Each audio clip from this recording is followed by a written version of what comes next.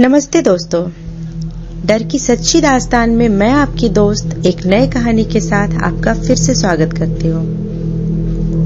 अगर मेरी कहानियाँ आपको अच्छी लग रही हैं, तो मेरे चैनल को सब्सक्राइब कर बाकी की कहानियाँ सुन सकते हैं। तो कहानी में आगे बढ़ते हैं। आज की जो कहानी है वो एक ऐसे भयंकर मोड़ की कहानी है जो अब हादसों का मोड़ बन चुका था। वहाँ आए दिन हादसे होते थे।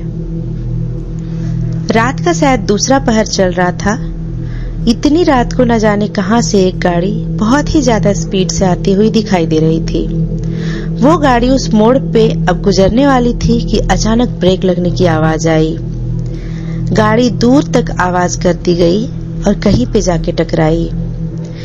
वो हादसा इतना भयानक था कि मुझे सिर्फ लोगों की चीखें सुनाई दी।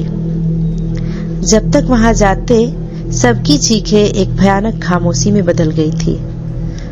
हर तरफ खून ही खून था और उसमें पड़ी मासूम लोगों की लाशें। ये बताते हुए वो बूढ़ा किसान रो रहा था और हम सब पूरे मन से उसकी बातें सुन रहे थे।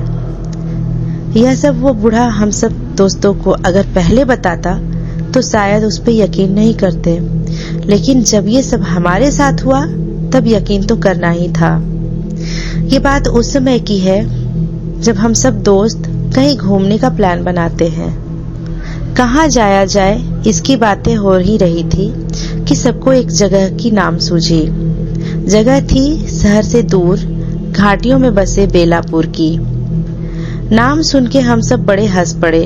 ये किसी हिंदी मूवी के गांव के नाम जैसा लग रहा था। मैंने कहा, ऐसा सच में कोई गांव है या बस ऐसे ही बोल रहे हो? मेरे दोस्त शशांक ने सीधा मुझे कहा, फोटो दिखाऊं? हम सब देखते ही रह गए। अब तो मेरा मन भी वहां कब जाऊं ऐसे कर रहा था। मैंने मेरे 3 दोस्तों के साथ शनिवार का प्लान बनाया और यात्रा के लिए निकल पड़े। सुबह जल्दी से उठ के सामान बांधा और बिना खाए हम निकले। सोचा रास्ते में कुछ खा लेंगे। सूरज अब काफी ऊपर आ चुका था। सबको बहुत भूख भी लग रही थी। सोचा कहीं रुक के पेट पूजा कर ही ली जाए। हाईवेज पर आजकल इतने छोटे मोटे ढाबे हैं कि खाने पीने में कोई टेंशन नहीं। एक जगह पर हमारी गाड़ी फाइनली रुकी। हम सब गाड़ी से उतरकर फ्रेश होकर नाश्ता करने बैठे। नाश्ता करने के बाद हम सीधा बेलापुर के लिए निकल पड़े। बेलापुर शायद शाम तक पहुंचने वाले थे। रास्ते में और भी कुछ अच्छी वाली जगह हमें पता थी, सो वहां से होकर जाने वाले थे। गाड़ी चल रही थी और मंजिल जैसे आने को थी। सब लोग बहुत ही बेचैन थे।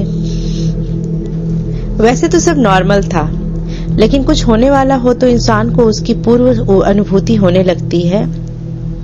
ऐसा सुना था मैंने अपने बुजुर्गों से।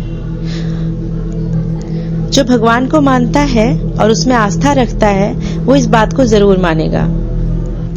ये मैंने बहुत बार सुना है। कुछ होने से पहले हम सतर्क रहे या कोई अनहोनी ना हो या होने वाली हो, इसका अंदेशा थोड़ा सा तो लग ही जाता है। लेकिन हमने इस बातों को नजरअंदाज किया और मस्ती में निकल पड़े। मेरी आंखें थोड़ी लग रही थी तो मैंने राहुल को आगे बैठने को बुलाया और मैं पीछे जाकर लेट गई। शशांक को बहुत गुस्सा आया कि ट्रिप का मजा सो के ले रहा है, लेकिन मुझे बहुत नींद आ रही थी। अभी तक हम आधे दूर तो आ ही चुके थे। रास्ते में रुकने का सोचा था, लेकिन रास्ता खराब होने के कारण शशांक ने कुछ और जगह दिखाने का प्लान कैंसिल किया। शाम हो रही थी। मैं अब काफी अच्छा महसूस कर रही थी।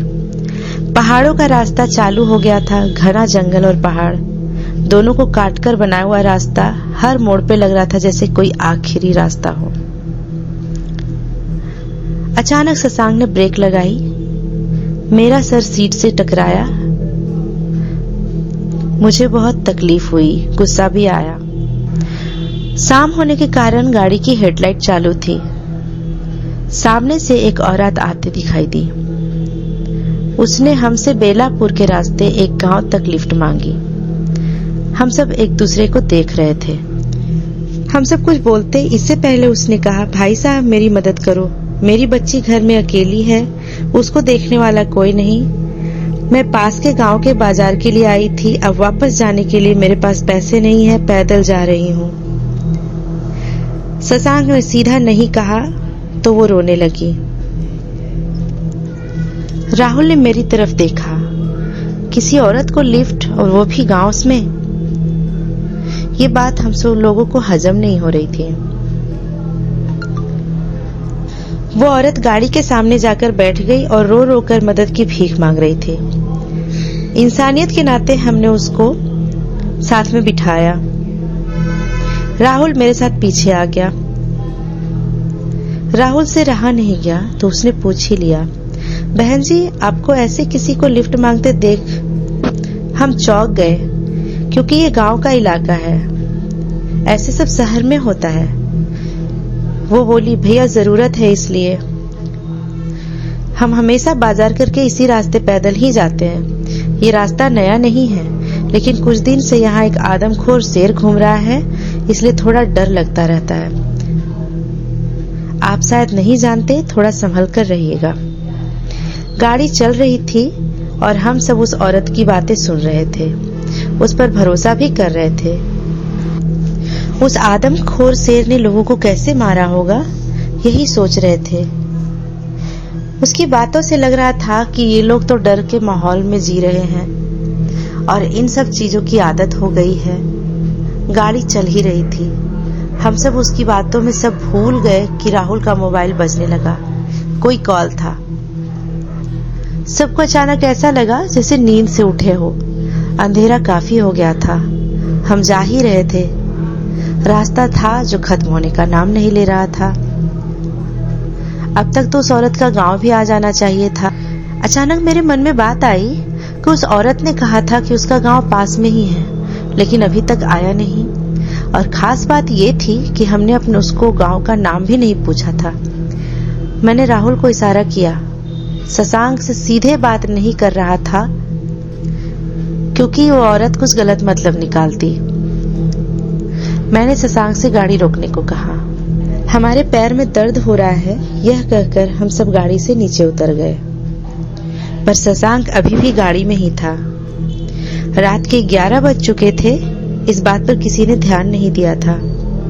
बाहर घना जंगल लग रहा था और बाजू में खेत भी थे। शायद आते हुए दिखा, तभी झाड़ियों में से भेड़ियों के चिल्लाने की आवाज आई। हम सबके पसीने छूट गए। सामने से कोई साइकिल वाला आ रहा था। हमारी तरफ टॉर्च करके उसने पूछा, अरे कौन है, यहाँ क्या कर रहे हो? बाबा हम शायद रास्ता भटक गए, काफी देर से घूम रहे, लेकिन बेलापुर तो नहीं आया और ना ही उस औरत का गांव। राहुल ने देखा कि वो आदमी काफी बूढ़ा था, इसलिए उसने उनको बाबा कहा। बूढ़ा बोला, कौन औरत बेटा? इतने में शशांक आया और बोला, वो औरत जो हमारी गाड़ी में बैठी है। वो बूढ़ा आदमी गाड़ी के पास जाके देखने लगा। हम भी पास गए। अब हम सबकी नींद उड़ गई। अरे भाई, वहां तो कोई औरत नहीं थी। हम सबको मानो झटका लगा। वहां कोई औरत नहीं थी। हम कुछ समझ नहीं पाए। तभी वो आदमी ने पूछा, तुम सबको वो औरत कहाँ मिली थी? राहुल ने कहा, अभी कुछ 2 घंटे पहले रास्ते पे मिली थी, मदद के लिए बोल रही थी, तो हमने उसको गाड़ी में बिठा लिया, लेकिन हम बस घूम रहे थे।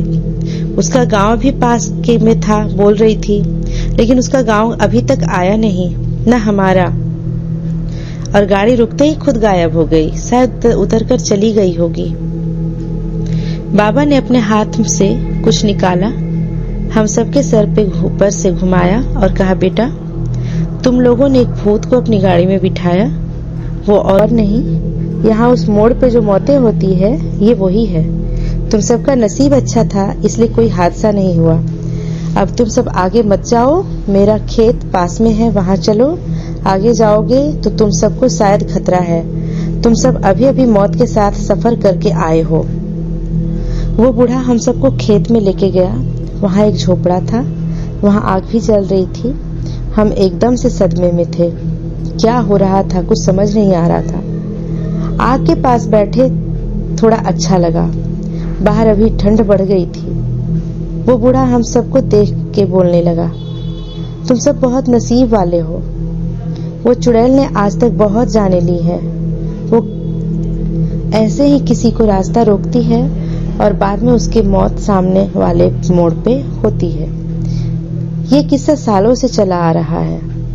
मौत पे किसका बस है भला? लेकिन हमने किसी का क्या बिगाड़ा है? मैंने कहा। वो उसको कहाँ पता है, उसको तो बस बदला लेना है। उसको किसी ने मदद नहीं की सुना है। रास्ते में जा रही थी और उसका बच्चा घर में अकेला था।